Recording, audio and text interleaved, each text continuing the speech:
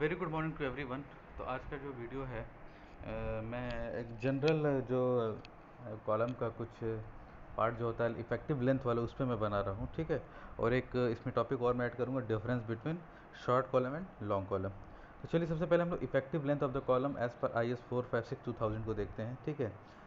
ये आपको IS code में भी आपके दिया हुआ है, ठीक है। आप वहाँ से एनेक्सर ई में देख सकते हैं। बाकी मैं आपको समझाने की कोशिश करता हूँ क्या है ये, क्या होता है, हमको कौन सी वैल्यू लेनी होती है, कौन सी छोड़नी होती है, वो सब देखते हैं, ठीक है। तो सबसे पहले जो कॉलम बना हुआ है, degree of and restaurant of compression member, बगल में है सिंबल्स उसके दिए हैं। दूसरा दिया हुआ theoretical value of effective length, and the last one is recommended value of effective length. आप 4 कॉलम्स देख रहे हैं यहाँ पे बने हुए हैं। तो जो हम लेते हैं अपने न्यूमेरिकल में वो कौन सा लेते हैं, हम recommended value of effective length लेते हैं। कौन सा लेते हैं? Recommended value of effective length लेते हैं, ठीक है, क्लियर। तो चलिए हम लोग पहला कंडीशन देखते हैं।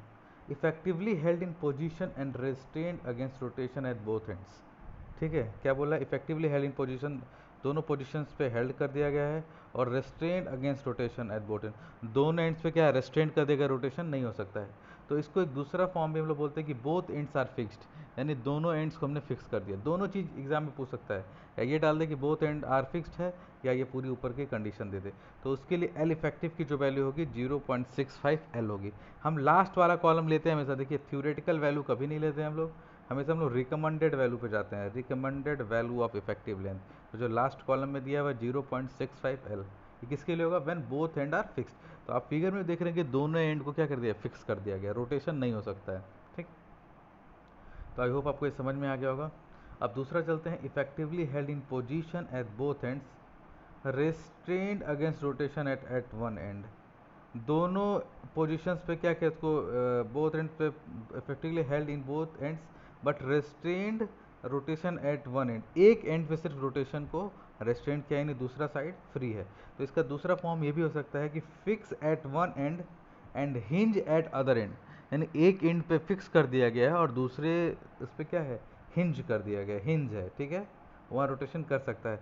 तो उसके लिए जो इफेक्टिव लेंथ की वैल्यू होती है 0.80 एल। आप सबसे अच्छी बात है कि अपने IS को जो आपको न्यूमेरिकल अगर आएगा एग्ज़ाम में, तो आप अपने क्वेश्चन पेपर का कंडीशन देखेंगे और इसमें से मैच करेंगे कौन सी कंडीशन आपकी मैच कर रही है, और उसके हिसाब से एल इफेक्टिव की वैल्यू आप लोग ले लेंगे।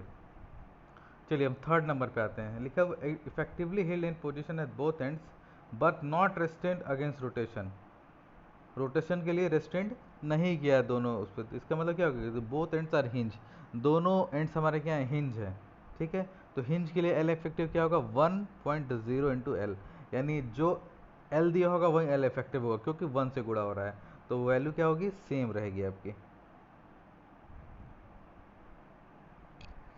ठीक है। अब अगला आते हैं, effectively held in position and restrained against rotation and one and and other and restrained against rotation but not held in position, ठीक है। ये कंडीशन के लिए क्या हो जाएगा, 1.20 एल हो जाएगा। अगली पोजीशन जो है क्या है, effectively held in position and restrained against rotation at one end, ठीक, and other end partially restrained against rotation but not held in position. तो ये मैंने बोला कि आप अपने क्वेश्चंस में, क्वेश्चन पेपर में जो भी दिएगा इस कंडीशन से मैच करेगा, तो उसके हिसाब से 1.05 एल वैल्यू होगी, ठीक है। इसी हिसाब से दो कंडीशंस और हैं, आप इनको देख लीजिएगा। एल यहाँ पे क्या बताता है, एल अनसपोर्टेड लेंथ को बताता है, ठीक है। तो आप अपना, मैंने क्या बताया कि आप न्यूमेरिकल उठाइएगा अपने बुक का या क्वेश्चन पेपर में जो आया होगा, उस कंडीशंस को मैच करिएगा, और जो आए ये लास्ट वाली recommended value of effective length लेना है। आप चाहें तो इसको नोट डाउन भी कर सकते हैं, नोट कर लीजिए आप लोग।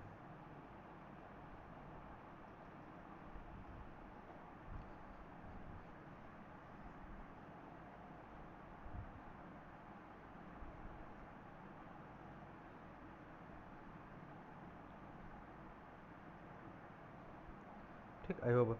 अब जो हमारा टॉपिक है वो हमारा क्या है, difference between short column and long column. ये छोटा सा क्वेश्चन पूछ सकता है कभी भी आपको। तो चलिए हम लोग शॉर्ट कॉलम और लॉन्ग कॉलम। तो मैंने सबसे जो पहला कंडीशन क्या, एक column is consider to be short if the ratio of effective length to its least lateral dimension is less than और इक्वल टू 12, ठीक है। तो क्या होगा, ये आपका शॉर्ट कॉलम होगा, ठीक है, शॉर्ट कॉलम आपका होगा, क्लियर। लीस्ट इफेक्टिव लेंथ और लीस्ट लेटरल, वही क्या होता है, स्लेंडरनेस रेशियो। इसी को हम लोग क्या बोलते हैं, स्लेंडरनेस रेशियो, ठीक। फिर लॉन्ग कॉलम में क्या हो जाएगा, A column is considered to be long if the ratio of effective length of the column is to its lead lateral dimension is greater than 12। अगर 12 से ज़्यादा होगा तो क्या हो जाएगा हमारा, लॉन्ग कॉलम हो जाएगा। ठीक, ये तो पहली चीज़ हो गई। दूसरा जिसमें डिफरेंस होता है, the ratio of effective length of a short column to its least radius of gyration is less than और इक्वल टू 40। इफेक्टिव लेंथ और लीस्ट रेडियस ऑफ गायरेशन जो होता है उसका अगर रेशियो 40 या 40 से कम है तो शॉर्ट कॉलम होगा, और जस्ट इसके अपोजिट लॉन्ग कॉलम में क्या होगा, the ratio of effective length of A column long column to its least radius of gyration is greater than 40, तो ये आपको क्या हो जाएगा, लॉन्ग कॉलम हो जाएगा। ये दो डिफरेंसेस हो गए। तीसरे डिफरेंस पे आते हैं, buckling tendency is very low. ठीक है, ये इसमें बकल नहीं करता है। शॉर्ट कॉलम जो होता है वो क्या होता है, बकल नहीं करता है। जो लॉन्ग कॉलम होता है and cylinder columns buckle easily, वो बकलिंग बहुत ईजिली कर लेते हैं। लॉन्ग कॉलम जो होता है वो बकल ज़्यादा कर देगा और शॉर्ट कॉलम बकलिंग नहीं करेगा। Fourth point, the load carrying capacity is high as compare to long column of the same cross sectional area. ठीक है, अगर सेम क्रॉस सेक्शनल एरिया है तो शॉर्ट कॉलम का जो बियरिंग लोड बियरिंग कैपेसिटी है वो बहुत हाई होता है, इसीलिए हर जगह हम लोग शॉर्ट कॉलम का इस्तेमाल करते हैं। दूसरा लॉन्ग कॉलम क्या है, the long column capacity of the load carrying capacity of long column is less as compare to short column of same cross section area. ठीक है, सेम क्रॉस सेक्शन एरिया है तो शॉर्ट कॉलम हमारा क्या होगा, ज़्यादा लोड कैरिंग कैपेसिटी उसकी होगी। ठीक, the last one is the failure of short column is by crushing. जो शॉर्ट कॉलम फेल करता है, ये बहुत इंपॉर्टेंट है, क्रश कर जाता है, वो क्या हो जाता है, टूट जाता है। ठीक, लेकिन जो लॉन्ग कॉलम होता है क्या, बकल कर जाता है, वो पूरा मुड़ जाता है। आपने देखा होगा कई ऐसे फोटोज देखे होंगे कि कॉलम क्या होता है, एकदम बीच से रुक जाता है, बीच से जैसे कॉलम खड़ा है और वो मुड़ गया। ठीक, बीच से कहीं से बकल कर गया, मतलब बकल कर गया, तो बकलिंग में फेल होता है। लेकिन जो शॉर्ट कॉलम फेल हो सीधे क्रश हो जाता है, सीधे टूट जाता है, उसमें बकलिंग की टेंडेंसी आपकी नहीं होती है। तो आई होप आपको ये दोनों वीडियोस क्लियर हो गए होंगे। आप चाहें तो इस पार्ट को नोट डाउन कर सकते हैं। ठीक है, जिसको भी नोट डाउन करना हो शॉर्ट कॉलम और लॉन्ग कॉलम का डिफरेंस, वो नोट कर सकता है।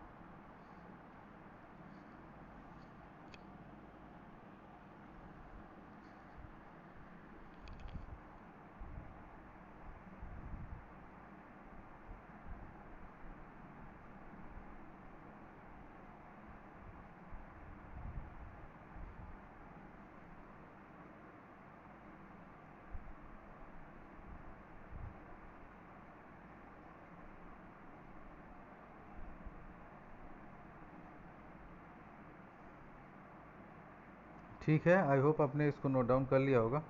ठीक है, बाकी और भी कुछ चीज़ें होंगी तो वो आपको उसके थ्रू बता दी जाएंगी, लेकिन अभी बाकी सारी चीज़ें हमने उन क्लियर कर ली है। ठीक है, फिर नेक्स्ट वीडियो में अपने मिलते हैं हम लोग। Thank you.